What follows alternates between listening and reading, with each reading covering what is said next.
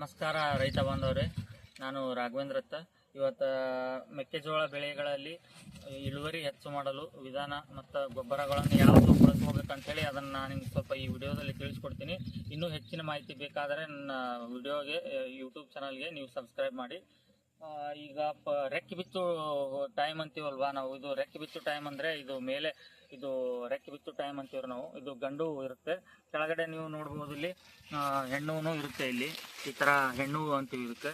ಇದು ಎಲ್ಲ ಮೇಲಿಂದ ಗಂಡುವಿಂದ ಮತ್ತು ಹೆಣ್ಣುವಿಂದ ಅದು ಪರಾಗಸ್ಪರ್ಶ ಬಿದ್ದುಬಿಟ್ಟು ಗಾಳಿ ಮುಖಾಂತರ ವಿಂಡಿಂದ ಪಾಲಿನೇಷನ್ ಆಗೋದು, ಗಾಳಿ ಮುಖಾಂತರ ಪರಾಗಸ್ಪರ್ಶ ಈಗ ಮೇಲೆ ಗಂಡು ಹೂವಿಂದ ಹೆಣ್ಣು ಹೂವಿಗೆ ಬಿದ್ದು ಅವಾಗ ಕಾಯಿ ಹತ್ಕೊಳ್ಳುತ್ತೆ. ಆ ಟೈಮಲ್ಲಿ ನೀವು ಏನು ಮಾಡಬೇಕು, ಹೆಚ್ಚಿಗೆ ಅಂತಂದರೆ ಫಾಸ್ಫರಸ್ ಅಥವಾ ರಂಜಕ ಅಂತೀವಲ್ವಾ, ರಂಜಕ ಹೆಚ್ಚಿರೋಂಥದ್ದು ಮತ್ತು ಪೊಟ್ಯಾಷಿಯಮ್ ಎರಡು ಕಂಟೆಂಟ್ ಹೆಚ್ಚಿರೋದು ನಾವು ಗೊಬ್ಬರವನ್ನು ಕೊಟ್ಟೆವು ಅಂದರೆ ಭೂಮಿಗೆ, ಆ ಟೈಮಲ್ಲಿ ರೆಕ್ಕೆಗಳು ಹೆಚ್ಚಿಗೆ, ಹೂಗಳೆಲ್ಲ ಹೆಚ್ಚಿಗೆ ಸೆಟ್ ಆಗುತ್ತೆ.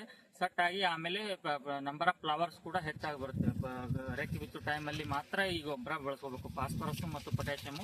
ಉಳಿದ ಟೈಮು ಮಾಡ್ಕೋಬಹುದು, ಆದರೆ ಹೂವಿಗೆ ಸಂಬಂಧ ಇರಬೇಕಂದ್ರೆ ಫಾಸ್ಫರಸ್ ಮತ್ತು ಪೊಟ್ಯಾಷಿಯಮ್ ಅದನ್ನು ಹೆಚ್ಚಿಗೆ ಬಳಸ್ಕೊಂಡ್ರೆ ನಂಬರ್ ಆಫ್ ಫ್ಲವರ್ಸ್ನು ಹೆಚ್ಚಾಗುತ್ತೆ, ಹೂಗಳನ್ನು ಹೆಚ್ಚಿಗೆ ಸೆಟ್ ಆಗುತ್ತೆ. ಧನ್ಯವಾದಗಳು.